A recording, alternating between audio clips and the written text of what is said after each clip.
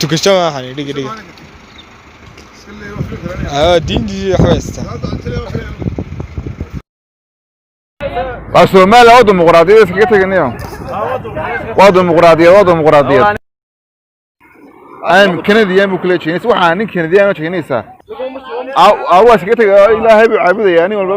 waa magaalada Hargeysa oo ay ka bilaabatay faafinta diin cusub oo aan la aqoon halka laga keenay haddaba diintan waxa faafinaya dadyow isugu jira cadaan iyo sidoo kale dad Chinese ah waxayna ku soo bandhigayaan bartamaha magaalada Hargeysa iyagoo markaasi wadooyinka la marayo kuna faafinaya diintaas haddaba daawadayaal waxaan idinla wadaagi doonaa muuqaalo laga soo duubay kuwaas oo muujinaya habka diintan loo faafinayo iyo waxyaabo kale oo naxdin leh taas oo qof kasta oo muslima ka careysiinaydo waana markii ay dadyowga oo la kulmay ku dhahayaan waa dimuqraadiyad magaalada Hargeysana diinta doonta ayaad uga dhaqmi kartaa subxaanallah haddaba daawadayaal inta aanan kula wadaagin fadlan marka hore muuqaalka leegaray si uu u gaaro qof kasta oo muslim ah oo arrintan ka dhiidhi kara sidoo kale nagu soo biiro ka mid noqo asxaabteena adiga oo janaalkeena subscribe in kasta oo ay kala duwan yihiin maamulada ka jira guud ahaan geyga Soomaalida ama qabiil ahaan dadka deegaanada Soomaalida hase yeeshee waxa guud ee laga wada siman yahay ayaa waxa ay tahay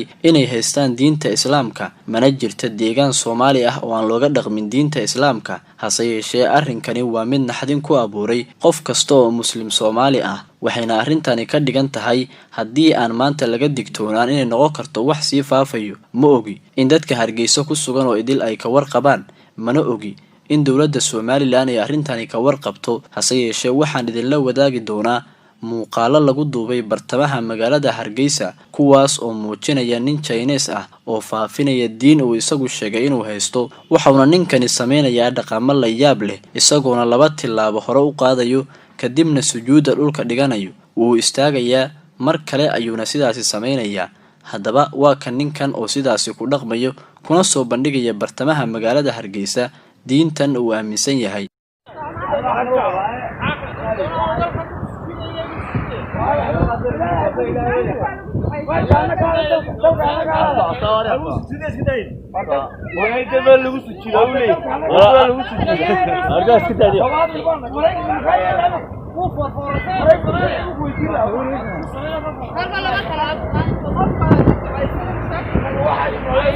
Soomaaliya waa dimuqraadiyad iskaga taganayo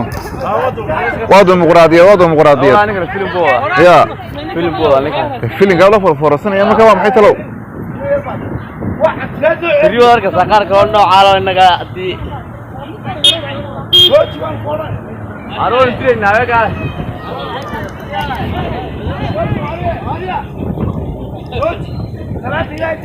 no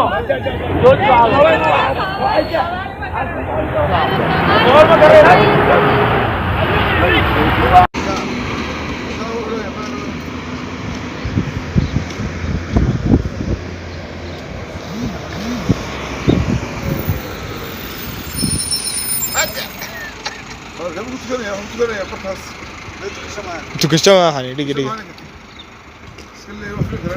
diintii xaweesta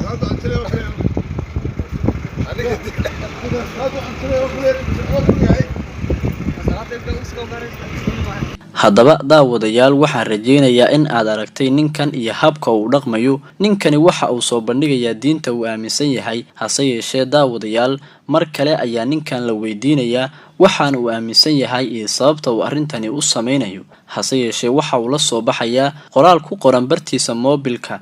isagoona markaasi tilmaamaya in arrimahani uu sameynayo diinta uu aaminsan yahay awgeed waxaana ninkani sheegayaa in uu yahay nin Chinese ah haystana dhalashada Canadianka ah haddaba daawadayaal arrinta kale ee naxdinta leh ee muuqaalkan ku sii jirto ayaa ah in nimanka ka duubaya muuqaalkan ay ku leeyihiin Hargeysa waa meel dimuqraadi ah oo waxa doonta aad ku soo bandhigi karto taas oo dhiirigelin karta cid kasta oo haysata diin khilaafsan tan Islaamka ee looga dhaqmo guud ahaan geyga Soomaalida haddaba waa kan aynu isla daawana mar kale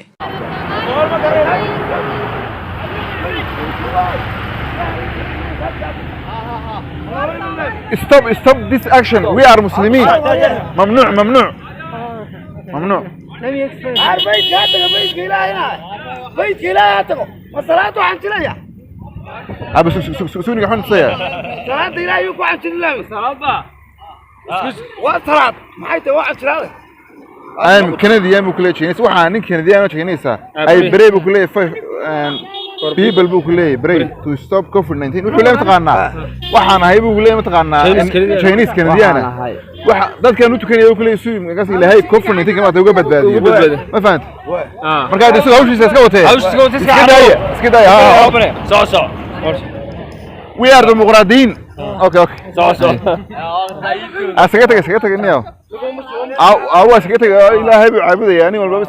subxaan allah ayaynu leenahay runtii haddii aan arrintan laga dhiidhin waxay noqon doontaa mid si fudud ugu baahda magaalada Hargeysa. Runtii waxaan leeyahay dowladda Somaliland iyo sidoo kale culimada Soomaaliyeed ee ku sugan magaalada Hargeysa waa inay arrintani ka dhiidhiyaan oo ay ka soo saaraan bayaan cad. Waa in ninkan la wareystaa lana weydiiyaa waxa uu faafinayo waxa ay yihiin. Ma xuma in qof shisheeyaha u imaado dalkeena kuna ganacsado kuna soo bandhiga xirfad ganacsi ama waxyaabo kale, hase yeeshee marka ay diin tagto waa arrin kale, taas oo sababi karto in Soomaaliya ay ka bilaabato in diin kale lagu faafiyo. Haddaba ninkan waa in la xaqiijiyaa waxa uu ku dhaqmayo. Anigu run ahaantii garan maayo meel ay diinta Islaamka kaga taalo dhaqanka ninkani uu soo bandhigayo, waxaana iska cad inuu faafinayo wax kale. Haddaba daawadayaal, waxaan rajaynayaa inaad muuqaalkan ka bogateen wixii xoga oo ku aadan ninkan iyo arrintiisa wixii ka soo kordho halkan ayaan idinkula wadaagi doonaa. Haddaba si aysan kugu dhaafin muuqaalada aynu janaalkeena soo gelino, ha ilaabin inaad janaalkeena subscribe saarato. Mahadsanidin.